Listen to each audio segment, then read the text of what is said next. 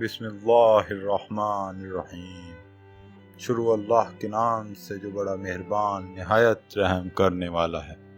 حضرت حفصہ رضی اللہ عنہا نبوت سے 5 برس قبل مکہ میں پیدا ہوئیں۔ پہلا نکاح مکہ میں خنیس بن حذیفہ رضی اللہ عنہا سے ہوا۔ یہ بھی پرانے مسلمان ہیں جنہوں نے حبشہ کی ہجرت کی، پھر مدینہ طیبہ کی ہجرت کی، بدر میں بھی شریک ہوئے، اور اسی لڑائی میں یا احد کی لڑائی میں ان کے ایسا زخم آیا جس سے اچھے نہ ہوئے، اور 2 یا 3 ہجری انتقال فرمایا۔ حضرت حفصہ رضی اللہ عنہا اپنے خاوند کے ساتھ ہجرت فرما کر مدینہ طیبہ ہی آ گئی تھیں۔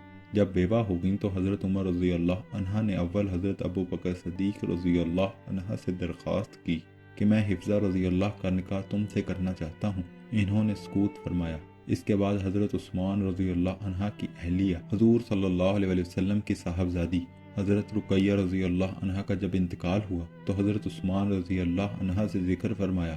انہوں نے فرما دیا کہ میرا تو اس وقت نکاح کا ارادہ نہیں۔ حضور صلی اللہ علیہ وسلم سے حضرت عمر رضی اللہ نے اس کی شکایت کی تو حضور صلی اللہ علیہ وسلم نے ارشاد فرمایا کہ حفصہ رضی اللہ عنہا کے لیے عثمان رضی اللہ عنہا سے بہتر خاوند اور عثمان رضی اللہ عنہا کے لیے حفصہ رضی اللہ سے بہتر بیوی بتاتا ہوں۔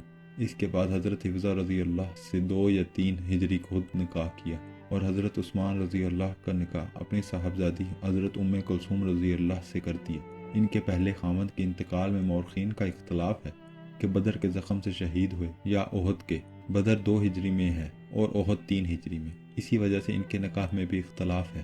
اس کے بعد حضرت ابو بکر صدیق رضی اللہ عنہ نے حضرت عمر رضی اللہ عنہ سے فرمایا کہ جب تم نے حفصہ رضی اللہ کے نکاح کا ذکر کیا تھا اور میں نے سکوت کیا تھا، تمہیں اس وقت ناگواری ہوئی ہوگی، مگر چونکہ حضور صلی اللہ علیہ وسلم مجھ سے نکاح کا تذکرہ فرما چکے تھے، اس لیے نہ تو میں قبول کر سکتا تھا اور نہ حضور صلی اللہ علیہ وسلم کے راز کو ظاہر کر سکتا تھا، اس لیے سکوت کیا تھا۔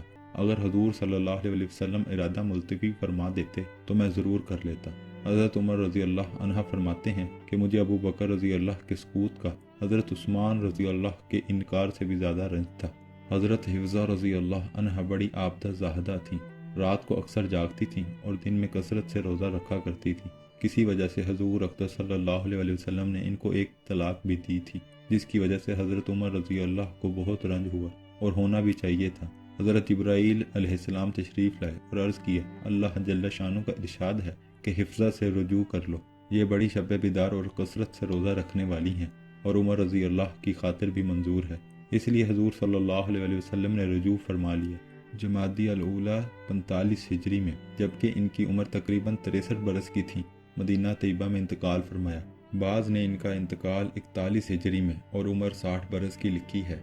ان کے بعد حضور صلی اللہ علیہ وسلم کا نکاح حضرت زینب رضی اللہ عنہا سے ہوا۔ ایسی ویڈیوز دیکھنے کے لیے ہمارے چینل کو سبسکرائب کریں اور بیل آئیکن کو پریس کریں تاکہ ہر نئی ویڈیو کا نوٹیفیکیشن آپ کو مل سکے، جس سے ہم اپنی زندگی اور آخرت کو بہتر بنا سکتے ہیں۔